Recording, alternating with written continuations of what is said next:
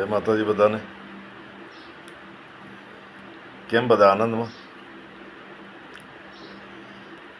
મિત્રો, આજે આપ સૌના આશીર્વાદ, પ્રાર્થનાઓ અને અમારા વિસ્તારવાળાની પ્રાર્થનાઓથી ભગવાન સાંભળ્યો એવું લાગે છે. ઝીણો વરસાદ ચાલુ થયો છે. બે એક મિત્રોએ મને કોમેન્ટે કરેલી કે આજે સેટેલાઇટમાં આપને ત્યાં વરસાદ વરસે એવું લાગે છે. તો મિત્રો, વરસાદ ચાલુ થયો. હાલો બેઠા બેઠા વાતો કરીએ કંઈ. મિત્રો, આપ બધા મને પસંદ કરો. હું ગામડીયો, અભણ, મારામાં કોઈ ટેલેન્ટ નહીં, પણ આપ બધા મને પસંદ કરો છો, સબસ્ક્રાઈબ કરો છો, શેર કરો છો. એ મારા માટે બહુ મોટું ઇનામ છે. મિત્રો, આજે એક વાત સાંભળેલી એ મને યાદ આવે. એ વાત કરનાર એમ કહેતા હતા કે નસીબમાં જો હોય તો હજારો ગાઉ દૂર રહેલી વસ્તુ છેક આપણી પાસે આવે, અને નસીબમાં ન હોય તો આપણી પાસેથી બિલકુલ નજીક પડેલી વસ્તુ દૂર જતી રહે.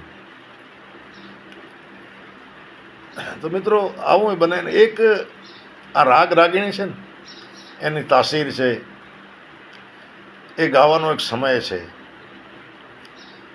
આવી જે વાત કરતા હતા, એમણે વાત કરી કે એક રાગ છે, લગભગ એનું નામ જેજેવંતી. એ કહે છે કે જેજેવંતી રાગ જે છે એ સવારના 1:15 પોરદી ચડે ત્યાં સુધી ગવાય નહીં, અને જો ગાવે તો એની તાસીરને એનું ફળ એવું છે કે એને એ દિવસે બપોરનું જમવાનું મળે નહીં. હવે મિત્રો, એક રાગ રાગિણીમાં પારંગત પંડિત યુવાન હોય, એણે વિચાર કર્યો કે મારે આનો પ્રયોગ કરવો છે. ખરેખર આવું હોય, અમુક રાગ ગાવાથી એની અસર થાય. એટલે કોઈ પણ જાહેરાત વિના, કોઈને ખબર ન પડે એમ, પોતાના ગોરાણીને આગલા દિવસે કીધું કે કાલે સવારમાં મારે કોઈ કામે જવું છે, એટલે મને વહેલું ભાતું તૈયાર કરી આપજો. જૂનો વખત, એ વખતે આવા ટિફિન બીજા કાંઈ હોય નહીં, એટલે કપડામાં પોટલી બાંધી અને જે ઘરની વ્યવસ્થા હતી એ પ્રમાણે પોતાનું ભોજન લઈને અંધારામાં જ આ બ્રહ્મદેવ નીકળી પડ્યા આ રાગનો પ્રયોગ કરવા માટે કે આની શું તાસીર છે, આની પાછળની જે વાતો છે, એના ગુણ કે અવગુણ જે છે એ સાચા પડે એનો પ્રયોગ કરવા માટે. પણ ઘરે કોઈને વાત ન કરી કે આ બધું કરવા પાછળનો મારો આશય શું છે. અંધારામાં નીકળી પડ્યા, ગામથી બહુ દૂર જતા રહ્યા, ઘણે દૂર ગયા. હવે પોતાને સવારમાં બ્રહ્મ મુહૂર્તમાં રાગ ગાવો, રાગ ગાઈને એની શું પરિણામ આવે છે જોવા. એટલે એક નદી, એ નદીમાં પાણી હાલે, અને બિલકુલ નદીના કિનારે એક ઝાડ, પણ ઝાડ નમીને ઠેક પાણી ઉપર જેમ કેમ સૂઈ ગયેલો હોય એમ પાણીથી 1-2 ફૂટ જ ઊંચું. બ્રાહ્મણે વિચાર કર્યો કે આ જે મારી સાથે ભાતો છે એ કોઈક બિલાડો કૂતરો ખાઈ જાય ને આપણે રાગને દોષ દેવો, એના કરતાં આ ઝાડ જે નમેલું છે પાણી ઉપર એમાં બાંધી દઉં, એટલે એને કૂતરું બિલાડું કોઈ પહોંચે નહીં, કારણ કે નીચે પાણી હોય. અને પછી રાગ ગાવાની શરૂઆત કરું. અને મિત્રો, એ ભૂદેવે પોટલીને બાંધી અને પલાઠી વાળી ભગવાન સૂર્યનારાયણ ઉદય થાય એનાથી પહેલાં રાગ ગાવાની શરૂ કરી. હવે લાંબો રાગ, એનો પૂરતો સમય પણ એને આપવો, ન્યાય આપવો. હવે મિત્રો, આ ઝાડ જે છે એ ઝાડની તાસીર એવી કે રાતના સમયે એ પાણી ઉપર નમીને પોઢી જાય, પાણીથી ફૂટ 2 ફૂટ ઉપર રહે ત્યાં સુધી, અને સવારમાં જેમ જેમ દિવસ ચડતો જાય એમ એ ઝાડ જે છે સીધો થતો જાય. હવે મહારાજ રાગ ગાવીને ઉઠ્યા ત્યાં તો ઝાડ સીધો થઈ ગયો.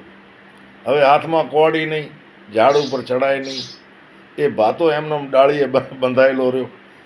હવે પાછી રાત પડે નમે, બીજે દી સવારમાં હોજા કે આજ ભાતો લેવાય. મહારાજે વિચાર કર્યો થઈ, પણ હજી આપણે એનો પ્રયોગ ચાલુ રાખવો છે. આ ભાતું ત્યાં રહી ગયું, ગમે ત્યાં માંગીને ખાઈશ.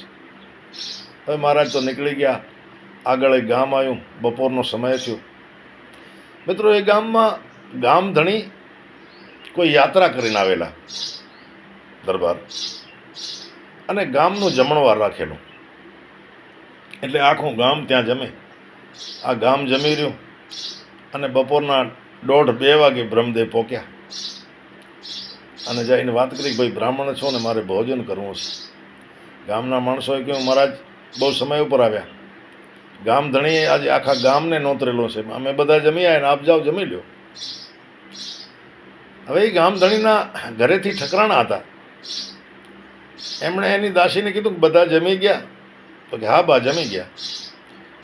તો જોજો કોઈ ભૂખ્યો તો નથી ને? કોઈ નથી. તો હવે મારા માટે થાળી લઈ આવો. આ ઠકરાણા માટે થાળી તૈયાર થઈ. છેલ્લે એ જ જમવામાં બાકી હતા, અને એમાં બ્રાહ્મણ પોક્યા. બ્રહ્મદેવે વાત કરી કે મારે જમવું છે. બ્રાહ્મણને તો રાગ નહીં, જે તાસીર છે એની ખોટી જ પાડવી હતી, અને અથવા સાચી પડે છે તો એને ખબર પાડવી હતી. એટલે સારું થયું મહારાજ આપ આવી ગયા, હવે આપ જમો, હું પછી જમું. એ બ્રહ્મદેવને પાટ મૂકાણો, ઉપર સારી સારી વાનગીઓ થાળીમાં ભરી અને બ્રહ્મદેવને આપી. મહારાજે તો પાણીનો આમ અંજલિ લગાવી અને પવિત્રમ પવિત્રા હા કરતા જાણે જાણે જમવું. પણ જમતા પહેલાં એ મહારાજને એમ થયું કે રાગ ખોટી, આ માન્યતા ખોટી છે, રાગ ગાવો તો મળે જ છે જમવાનું. એટલે મોઢામાંથી નીકળ્યું કે હવે જખ મારે જે વંતી.